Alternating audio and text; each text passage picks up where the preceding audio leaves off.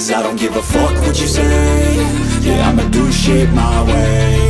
So you can go kick rocks, I'ma stack bricks up, build what I want to make. Media Vietnam kader timnas Indonesia bakal tambah pemain naturalisasi.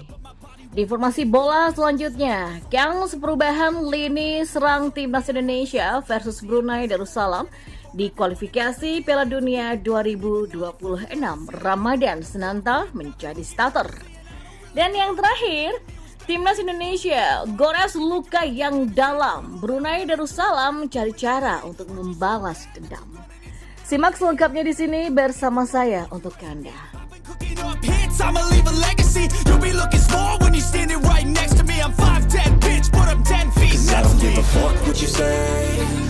Informasi yang pertama. Ya, geliat penambahan pemain naturalisasi yang dilakukan oleh PSSI untuk memperkuat timnas Indonesia mendapatkan sorotan media Vietnam.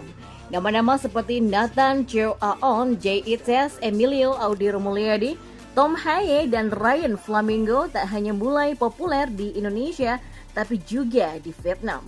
Hal ini terkait dengan pertandingan Piala Asia 2023 dan kualifikasi Piala Dunia 2026.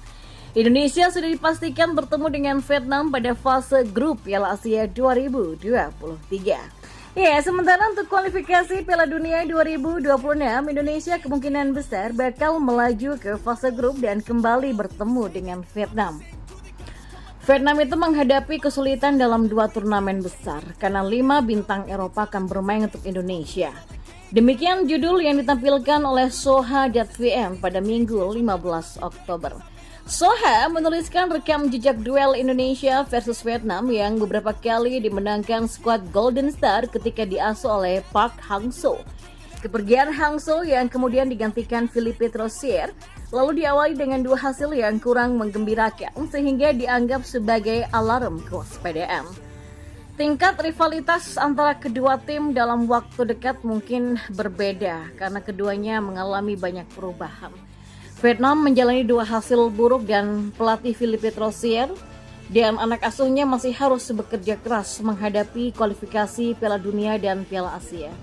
Seiring Indonesia semakin kuat, pelatih Troussier dan timnya harus hati-hati saat menghadapi tim ini dalam 2 turnamen besar pada waktu dekat.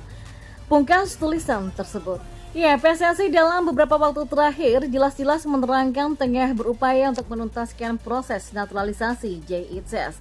Sementara Nathan Cheo Aon terlihat menyaksikan pertandingan Indonesia versus Brunei Darussalam dalam ajang kualifikasi Piala Dunia 2026 di Stadion Utama Gelora Bung Karno. Dan di informasi selanjutnya, ya, strategi yang akan diterapkan oleh Sinteyong saat timnas Indonesia menghadapi Brunei Darussalam pada leg kedua kualifikasi Piala Dunia 2026 zona Asia patut dinantikan. Menurut jadwal, duel leg kedua antara timnas Indonesia melawan Brunei Darussalam ini akan berlangsung di Hassanal Bolkiah National Stadium, Bandar Sri Begawan pada Selasa 17 Oktober. Seperti yang sudah tersaji pada leg pertama, Sinteyong memberikan sejumlah kejutan. Dari komposisi 11 pemain pertama, ada beberapa catatan menarik yang ditampilkan skuad merah putih.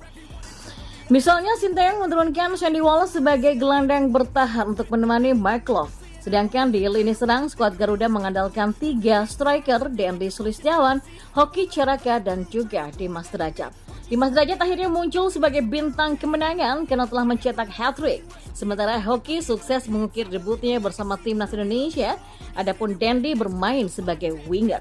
Ya, komposisi lini serang timnas Indonesia bukan tidak mungkin mengalami perubahan pada leg kedua nanti. Apalagi ada sosok Ramadan Sananta yang sempat mencetak 2 gol pada pertandingan pertamanya. Sinteyong memang memutuskan untuk menyimpan Ramadan Sananta pada laga pertama. Penyerang asal Persis Solo ini baru diturunkan pada menit ke-57 untuk menggantikan Hoki Caraka. Hasilnya dia langsung menjadi algojo ketika skuad Merah Putih mendapatkan hadiah penalti. Setelah gol pertama pada menit ke-62 ini, Sananta kembali mencatatkan namanya di papan skor pada menit ke-67. Ya, meskipun demikian, Sinteyong sempat mengisyaratkan bahwa Sananta belum bisa bermain penuh selama 2 kali 45 menit. Itulah sebabnya dia lebih memilih memasang Hoki sejak menit pertama.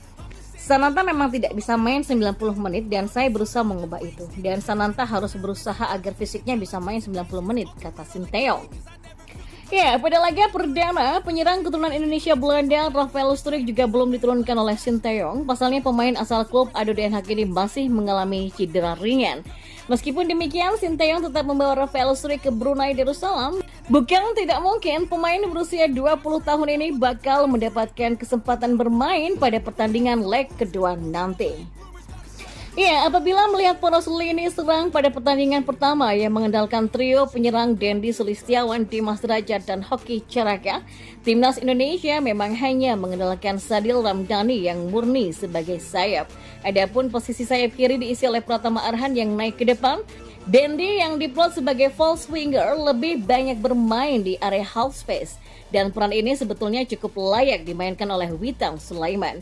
Apalagi taktik ini sudah dijalankan pada babak kedua, tepatnya ketika Dendi ditarik keluar pada menit ke-46. Ya, layak dinantikan peluang Witan untuk tampil sejak menit awal pada laga leg kedua nantinya. Dan di informasi bola yang terakhir, ya, timnas Indonesia akan kembali berlaga melawan Brunei Darussalam pada leg kedua kualifikasi Piala Dunia 2026 pada Selasa 17 Oktober. Menghadapi leg kedua tersebut, timnas Indonesia punya modal yang mentereng.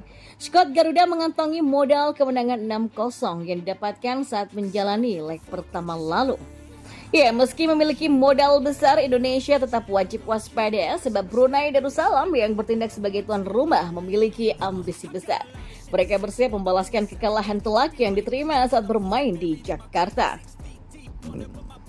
Hal itu dikatakan langsung oleh pelatih Brunei Darussalam, Mario Rivera. Menurutnya, skuad asuhannya sebenarnya sudah tahu kelemahan timnas Indonesia. Ia pun merasa timnya tidak inferior di depan skuad Garuda.